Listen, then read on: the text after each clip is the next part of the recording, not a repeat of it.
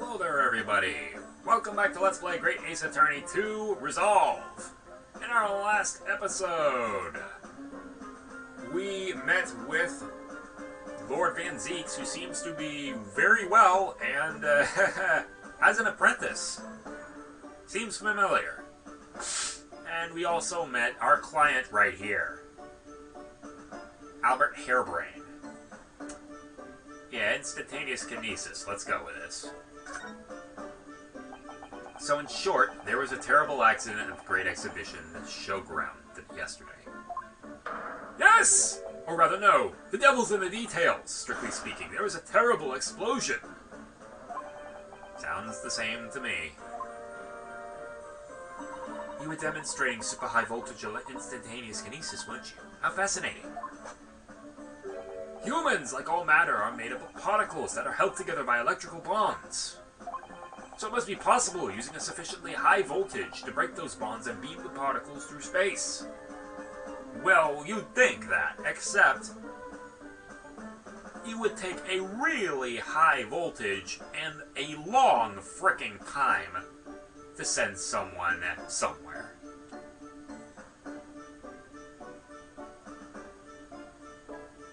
It's been a while since I took physics class, but the speed of light is really, really fast and hard to achieve. That's in a nutshell. That's my idea, you see. That's my amazing hypothesis. Gosh, that's unimaginable high-level science. Oh, but dare to imagine it. Dare to dream of such incredible technology. What is this dance you're doing?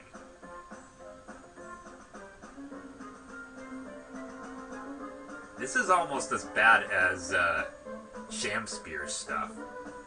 You almost look like Dr. Victor from Raido Kuzunoha.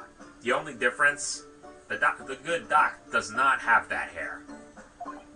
Just think, one moment I could be here in this cell, and the next I could be at the Great Exhibition again. Well, yes, that would be incredible. And the next, in a mere blink of an eye, I could be at a great Parisian theater, say. The possibilities are endless. The whole of our vast planet could be in reach.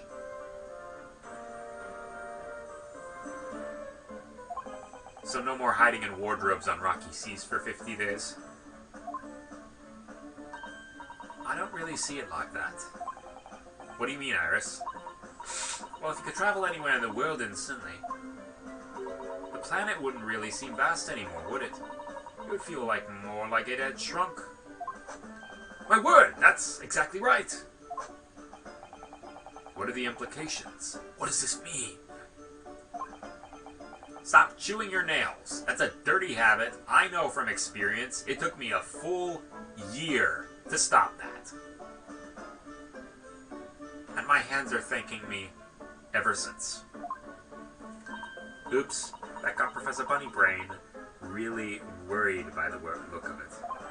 Clearly, this is yet another case of just because you can, doesn't mean you should, I suppose. Yes, Jeff Goldblum right now is, nodding. The point is, my calculations are flawless! The science works! But without a practical demonstration, it means nothing! And that's always the fly in the ointment. Because practical demonstrations cost a lot of money. Money that young scientists like you don't have. And still won't have, because people still look down on science today. That's a shame. That's exactly it. Yes. Hurley's always complaining about it. He says the government should invest more in science. And they should. Well, anyway, I bumped into him at the right time. I met the well-known investor, Mr. Asman. The victim who died in yesterday's terrible accident, you mean?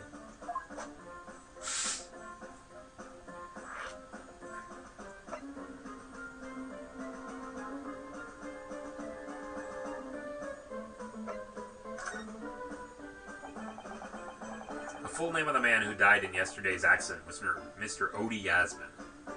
Wasn't it? Mr. Odious Man? Heh. What exactly was your relationship with the man?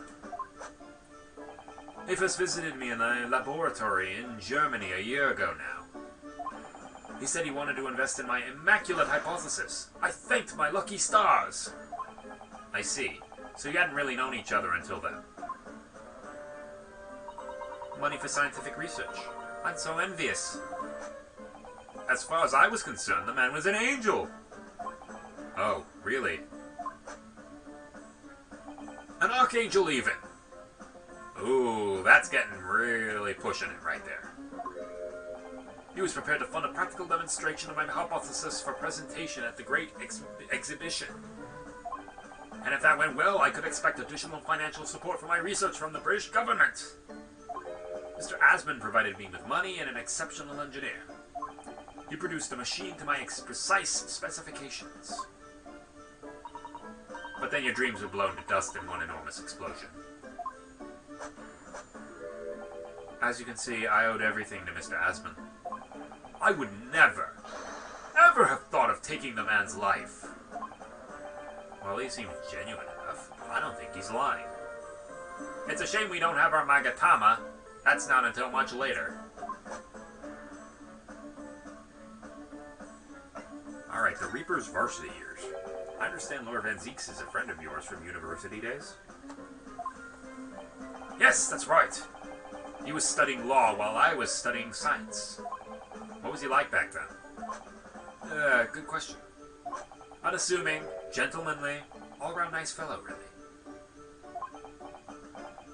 Are we really talking about the same guy? I think you misheard me. I'm talking about the cold-hearted, merciless prosecutor Barrick von Zeeks. What was he like when he was at university? Talk about a leading question, Bruno.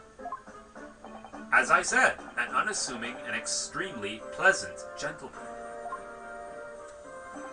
After all, he's the little darling of the Van Zeeks family, with all its great aristocratic origins. I didn't realize he had quite such noble blood. Well, he ain't called Lord Van Zeeks for nothing. Little darling. It was a bit of a shock when I came back to Britain and learnt what he'd become. The Reaper of the Bailey, no less. Yes, that's right. I did hear, though, that there was a very big event in his life that completely changed him after graduation. Really? What sort of event? Ah! I'm sorry, but I don't know anymore. I wasn't in the country at the time. I was in Germany already. Oh, yes, of course. Well, that explains something. It must be the thing that Professor Mikitoba and Holmes are talking about. If he's heard all about the Reaper, I really don't have the heart to tell him that Lord Van Zeeks will be prosecutor in the court tomorrow.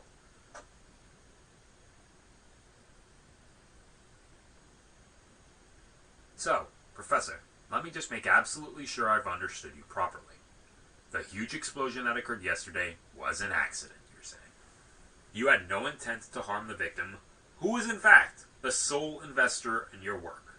Is that correct? As correct as 2 squared is 4. I swear it.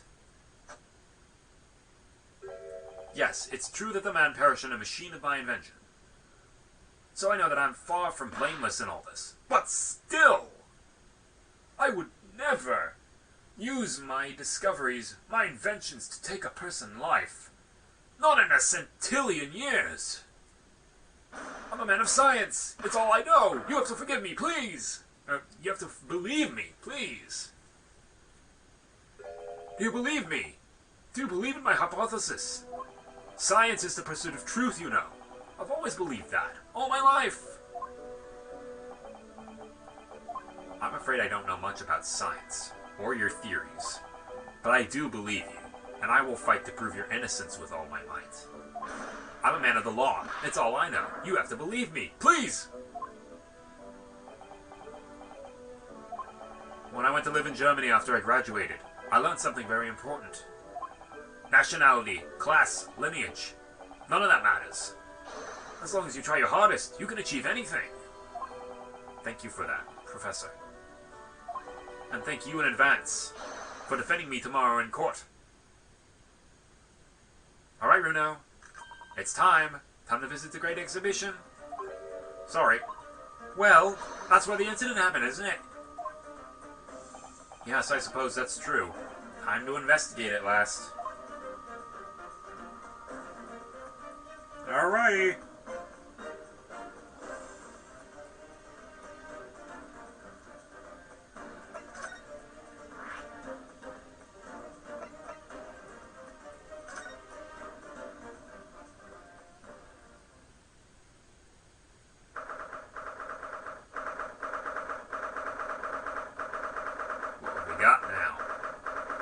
Crystal Tower. Ugh. The showgrounds are a little too big for my liking. We've been walking around in dense crowds for 2 hours now. I've felt myself swooning 3 times. What are you gonna do next? I'm going to Disneyland! There are a lot of people, aren't there? I've almost been trodden on 3 times too. Be careful, won't you, Iris? Don't let go of my hand. Finally made it through the throngs, though. By the look of it, here we are underneath the public experimentation stage where the explosion happened yesterday! Holy crap!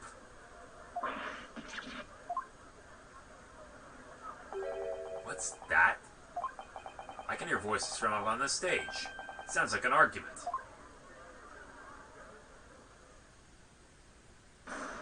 Oh, I've had it with you this time. I'm warning you, I'll arrest you in a minute. Oh yeah? Go on then, Spectre. Give it a shot. You ain't got no evidence, and you know it. I know those voices. Gregson and Lestrade. You got a cheeky little mouth on you, young lady, but a night in the cells will teach you some manners. Just try it, I dare ya, if you want that bag of chips rammed down your throat.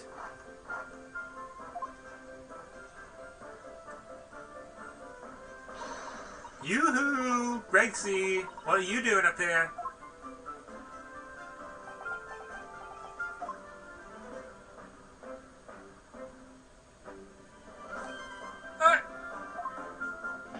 Hey! It's you! Here! You're here! Here you are! You here! Your ladyship! How are you, your ladyship? I do hope you're doing well, your ladyship. Does that make her 3 times a lady? I'm not well at all. It's far too busy everywhere. I wanted to ride in a balloon, but there was a 3-hour queue. Oof. Yeah, I hear that one. One time I was in a line to get autographs from Sean Astin in Emerald City Comic Con. That wasn't going to happen because the line was a few hours long and he wasn't there because I guess he got hungry or something. So instead, we met Noble North, and he was a pretty neat guy. I still have his autograph. Unbelievable! I'll go and have a word with you for you at once, your ladyship. You'll be flying high as a kite in no time once I pull some strings for you. Tobias Gregson, an inspector at Scotland Yard. Until recently, he was suspended from duty. But it appears he's back in action now. He's actually quite well known, appearing as he does in the adventures of Herlock Sholmes. And for that reason, he can't say a word wrong to the story's author, Iris. But there are limits, surely. Or there should be. Wash it, sunshine! Sorry. What gives, eh? Don't tell me you're on this case. Yes, I'm acting for the defense. So we're here to investigate. Dear me, that's the situation, is it? Is it really that troubling? I'm easy 5 bob. Is that all you got? You're a lawyer, ain't you? You could stand to carry around a bit more copper in your pockets, Mr. Naruto. What? Hey! That's my last bit of spending money, that is. You can have it back. But I'll have to charge you for all the bother. 3 bob. This is Gina Lustrad, a pickpocket or diver born and bred in the East End of London. And the case that led to my own suspension 6 months ago, this is the young girl I was defending in court. What your problem, eh, Otto? Diver, pickpocket, what's with all the name calling? It's what you were. You want a bag of chips run down your throat now, do you? I thought you were proud to be a diver, Gina. You were just arguing with Inspector Gregson about it, weren't you? I assume you've been up to your usual tricks here at the showground. That ain't no way to talk to a lady, Odo. Half a year's a long time. People can change. I'm an apprentice now, learning to be a Scotland Yard detective. Yeah, you really cleaned up. So you have to call me what everyone else does. Inspector Lestrade. Of course. Of course. Inspector? That badge is homemade, surely. An inspector spot ain't entirely accurate. No one calls it that. For what it's worth anyway, investigating's off the cards for all of us. What's that supposed to mean? Right, well, I'll be back up top. You hold the foot down here, alright? Right, sir. This raises a lot of questions. Hey, Gina!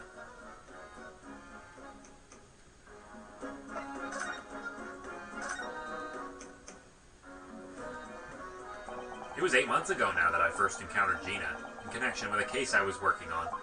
At the time, she was living in the East End with a group of other orphans.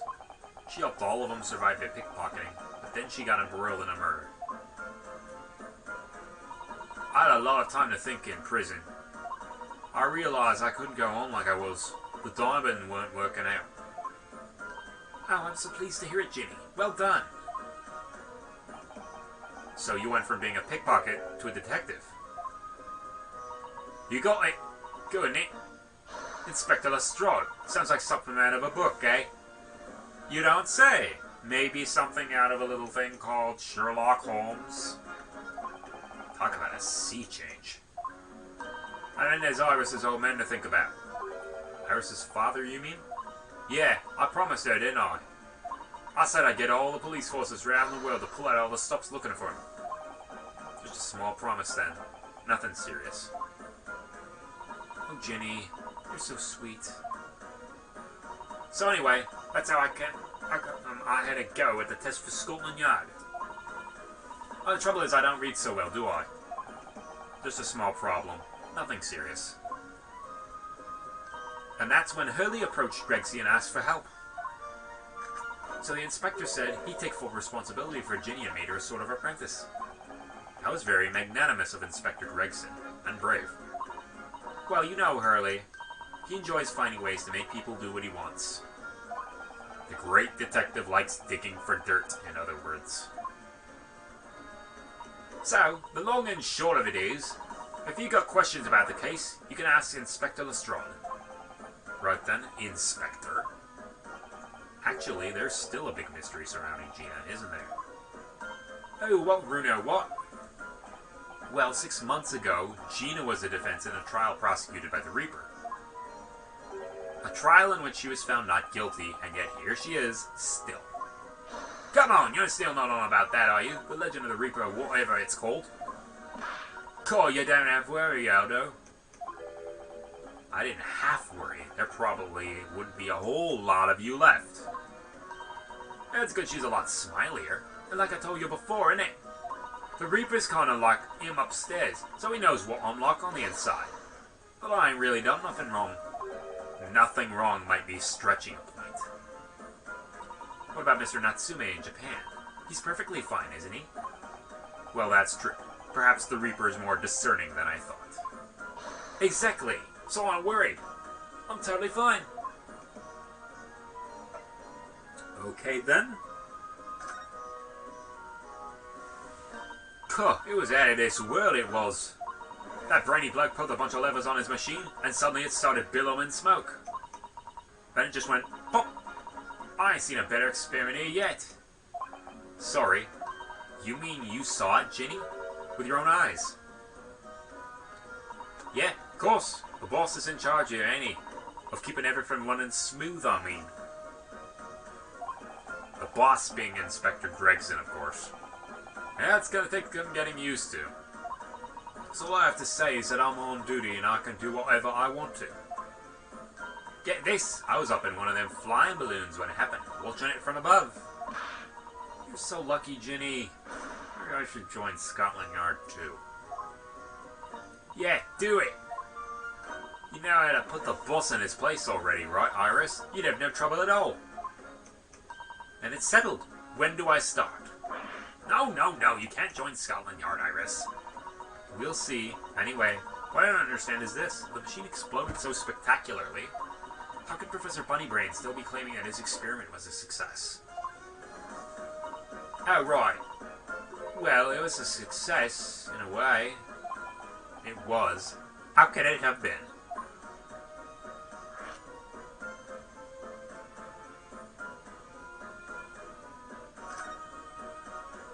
Surely after the whole machine blew up, no one could call the experiment a success. It's like I said, it did sort of work. I mean, yeah, there was a load of smoke and a whopping big bang. Well, where do you think they found the victim's body, eh? In the crystal tower over there. In a tower? You can see for yourself, can't you? Up there above the scaffold. Where all the glass is broken, you mean? Yeah, the cage what the victim got in to start with really did get beamed through the air or whatever and landed all the way over there. That's, I don't even know how to say everything that is wrong with that. So, you see, it did kind of work, didn't it? What? I don't believe it. I mean, I don't get what the ins and outs of it, but anything's possible, right? With science.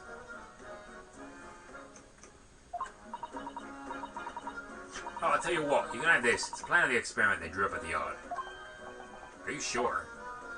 Yeah, go on. I had 3 bob off you before, so fair is fair. Yeah, I didn't actually give that to you. Did I?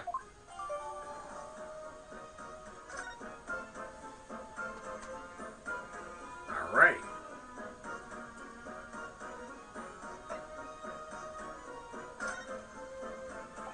Something Inspector Gregson said before seemed a little strange. For what it's worth, anyway, investigating's off the cards for all of us. Yeah, naughty old Gregsy ran off after that without explaining himself. Oh, right, that. The boss said no one's allowed to investigate that weird machine what blew up yesterday. Well, that's not fair. We're representing the defendant. In that case, could you at least tell us what you've learned from your investigations? Nah, you're not getting it. We ain't allowed to investigate either. Why? What did the boss call them again? The Forensic Investigation Team, I think. Anyway, apart from them lot, no one's allowed to lay a finger on the scene. A bit funny, innit? So even Scotland Yard's own detectives can't investigate. I've never heard of something like that before. I thought I could have again down the quiet though. The boss caught me in it. You probably heard him giving me an earful about it before from down here though, didn't you? It's not bleeding fair. I think you were giving him as much of an earful back as I remember it. Yeah, well, sometimes I think it's all them chips what made him so stubborn. You say something to him, Moto. Go on, see if you can get through to him. He's up on the platform above us, is he? Where the machine that exploded is. We can try, can't we, Bruno? Pixie will listen to us. He'll listen to you. Probably not me. Now what's this over here? It looks as though somebody dropped something behind the tree just here. It looks like a frickin' mandolin. Dropped or hid? Some part of the machine that exploded. It could have fallen from the platform above in the blast, perhaps. What's going on here? Ah, nothing. I think I'll hang on to this just in case.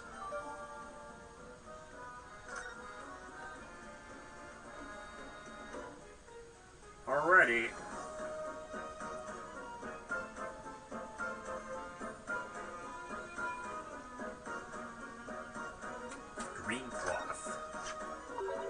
Look, what's this? A ripped piece of cloth.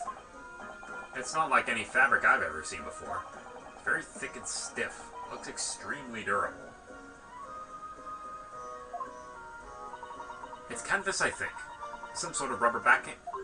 And the edges appear to be a bit charred as well. Maybe that means it had something to do with the explosion. Let's make a note of it while Ginny's in mid-yawn.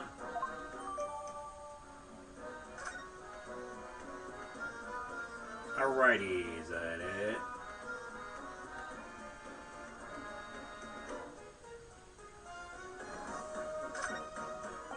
These stairs obviously lead to the stage above.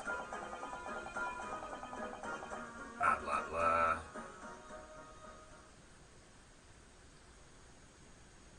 It's a giant freaking megaphone. That's what it is.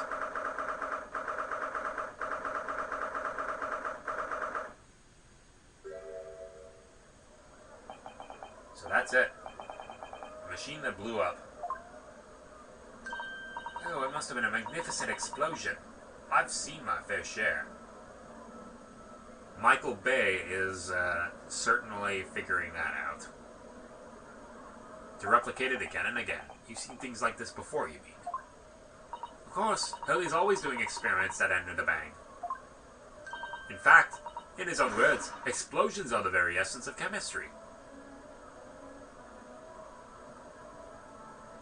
Well, no, but also yes. Ah, that might explain the smell of burning that frequently comes wafting up the stairs. One time he made something that exploded with such force it took the roof off the building. I wish you'd been there to see it, Bruno. It's hard to get too excited about that, given that I now live in the roof. Well, anyway, that's enough about that.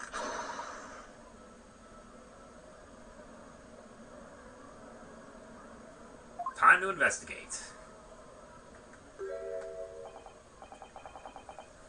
Look, Inspector Gregson is over there.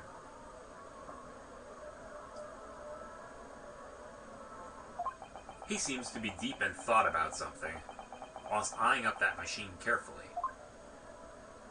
Really, he just looks confused to me. Yeah, let's see.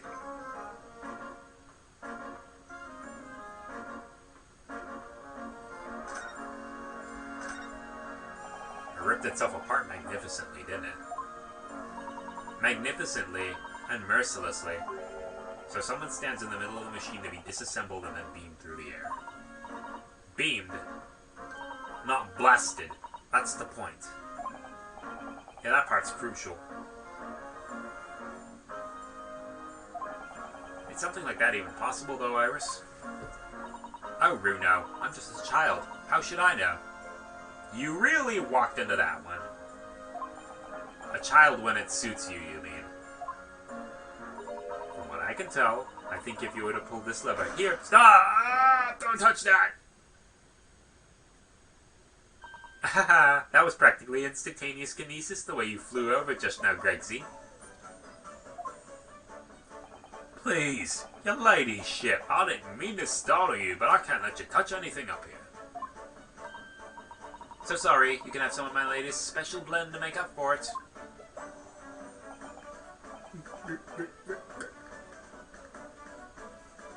You know, they really don't use the pinky.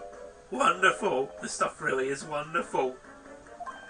It's just like old times, this is. But seriously, they don't do the pinky. We're representing Professor Harebrain in court tomorrow, Inspector. So we should be allowed to examine the scene. Ha! Listen, Sunshine, even I'm not allowed to touch anything up here. It's a blasted special dispensation for a Scientific Equipment Act to blame. It's driving me potty.